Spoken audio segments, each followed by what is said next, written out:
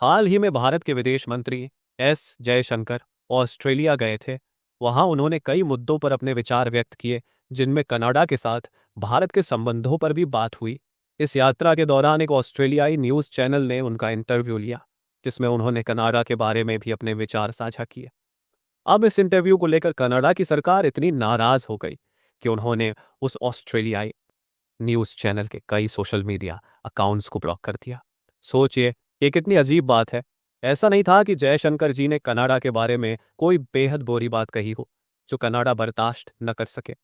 उन्होंने केवल भारत का पक्ष सामने रखा, लेकिन इस प्रतिक्रिया से कनाडा की सरकार ने इसे एक बड़ा मुद्दा बना दिया।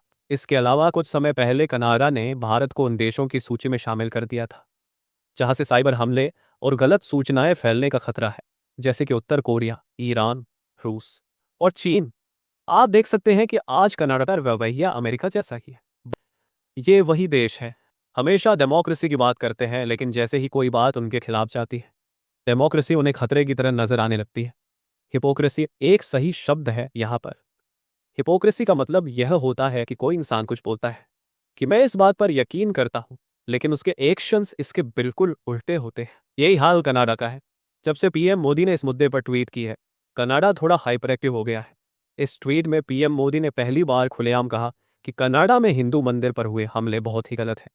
इस तरह की हरकतें, जैसे हमारे होम मिनिस्टर को डराने का प्रयास करना, बेहद निंदनीय है। यह ट्वीट कनाडा को काफी तकलीफ दे गया, क्योंकि इससे पीएम मोदी को अंतर्राष्ट्रीय स्तर पर समर्थन मिला। अगर पॉपुलैरिटी को मापने का कोई तरीका हो तो वर्ल्ड मीडिया में आपको सबसे चर्चित नाम मिलेंगे, जैसे डोनाल्ड ट्रंप, एलन मस्क, जिनकी हर एक स्टेटमेंट वर्ल्ड मीडिया में कवर की जाती है।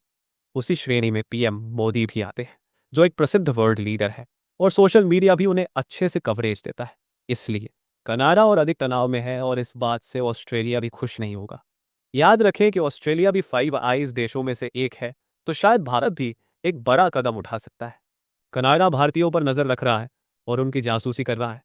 हाल ही में भारत के विदेश मंत्रालय के स्पोक्स पर्सन ने भी यह कहा है कि आजकल इंडियन डिप्लोमेट्स को परेशान किया जा रहा है और उन पर लगातार नजर रखी जा रही है। इस तरह की स्थिति में अक्सर होता है कि किसी देश के राजनयिकों को अंततः वहां से वापस बुला लिया जाता है। कनाडा और भारत के बीच इस खटास को ठीक करने में शायद 5-6 साल भी लग सकते हैं, और इसके लिए एक सकारात्मक सोच रखने वाले नेता की जरूरत होगी। फिलहाल कनाडा ने जिस तरह से इंडिया टुडे जैसे न्यूज आउटलेट्स पर प्रतिबंध लगाया है, उससे इस समस्या का हल मुश्किल लगता है।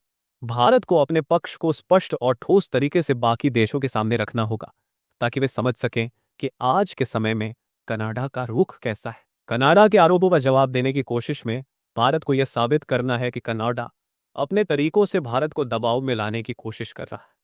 मुझे नहीं लगता कि बाकी फाइव आइज देशों को यह देखकर खुशी होगी कि कनाडा ऐसी कार्रवाइयां कर रहा है। वहीं अमेरिका में भी जस्टिन ट्रूडो ने कई बार बयान दिए है कि वो कनाडा के हितों के लिए खड़े रहेंगे, लेकिन मौजूदा समय में ट्रूडो पर भी बहुत दबाव है। यह जो निज्जर का मुद्दा है, ये ट्रूडो अपनी छवि बनाने के लिए इस्तेमाल कर रहे थे, लेकिन जल्द ही यह मामला पीछे रह जाएगा।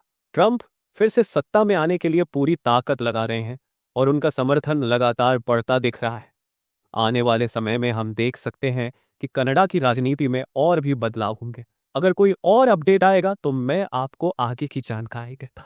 हाल ही में जब फ्रांस में हुए ओलंपिक्स में हमारा कोई गोल्ड मेडल नहीं आया, और ओलंपिक्स को होस्ट करने में काफी पैसा भी लगता है, तो बताइए कि भारत किस साल में समर ओलंपिक्स की मेजबानी करने का लक्ष्य रखा है।